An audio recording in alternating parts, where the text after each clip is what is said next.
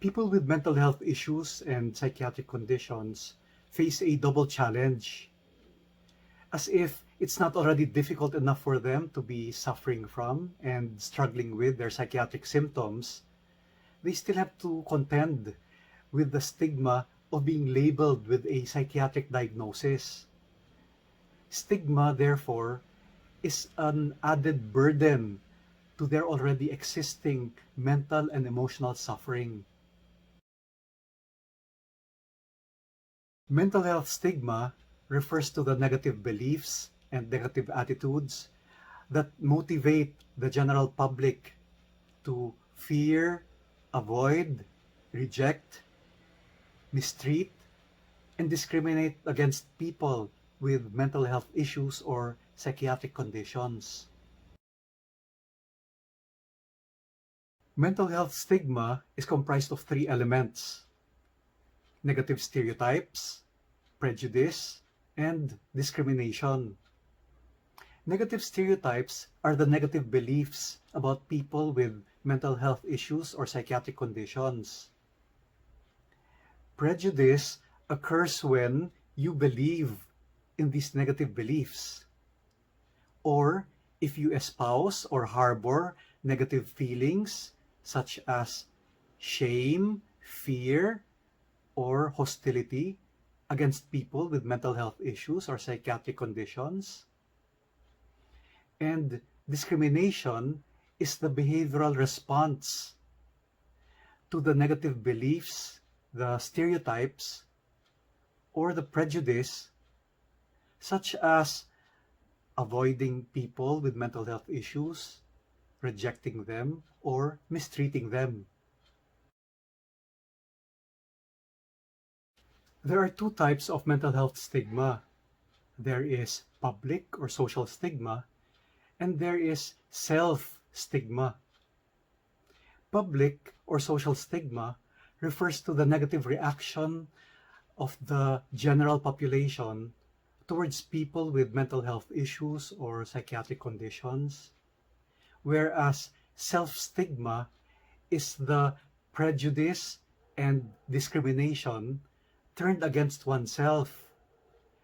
And this occurs when people with mental health issues or psychiatric conditions internalize the negative stereotypes about themselves and then start believing that they are of lesser worth and value just because they have mental health issues or a psychiatric condition. The origin of mental health stigma is primarily from people and institutions that are either uninformed or misinformed about psychiatric conditions. Take, for instance, some religious institutions that believe and propagate the teaching that mental health problems are due to a lack of faith in God or spiritual oppression or even demonic possession. And another origin of mental health stigma would be media, particularly when they commonly depict people with mental health issues as psycho killers or sex maniacs or people with weak, pathetic personalities or objects of ridicule and laughter. There are many negative effects of mental health stigma. Because of stigma, people with mental health issues feel a deep shame for their condition, which they never even wanted to have in the first place. Because of stigma, people feel reluctant to seek help or get treatment for their mental health problems. Because of stigma, people experience harassment, bullying, or even physical violence just because they have mental health issues. And because of stigma, people have fewer opportunities for employment.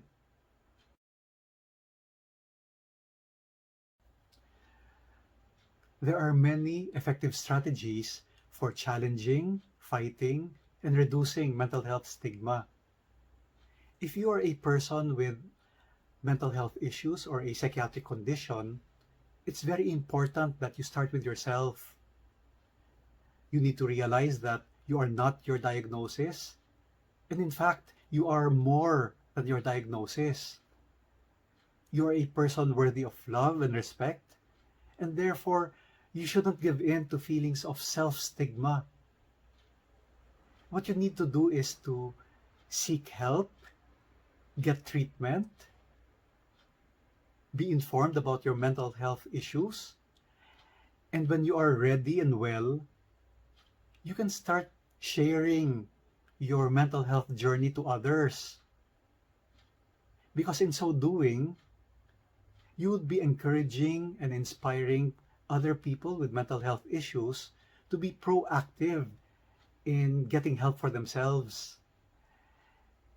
And by giving your testimony, you would be putting a human face on this topic of mental health.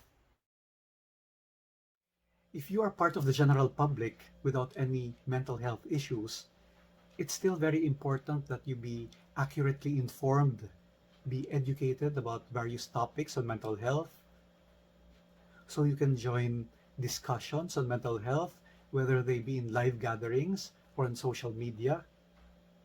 Because by doing so, you would be showing others that mental health is not a taboo topic.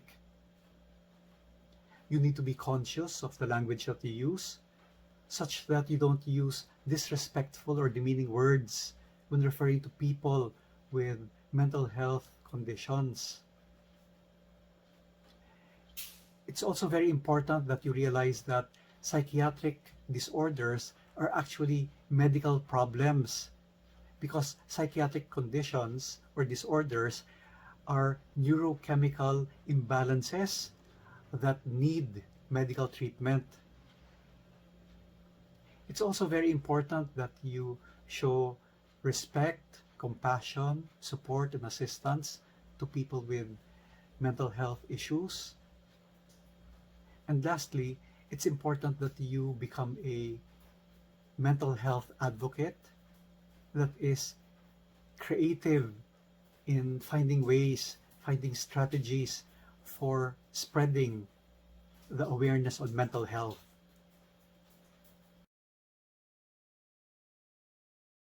Now, you and we play a very important role, not only in creating a society that rejects negative stereotypes, prejudice, and discrimination against people with mental health issues, but it is also our responsibility to create a society that supports their recovery.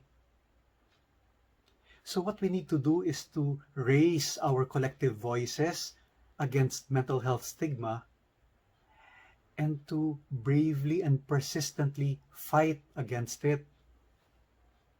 Because as mental health advocates, it should be our duty to stigmatize the stigma on mental health.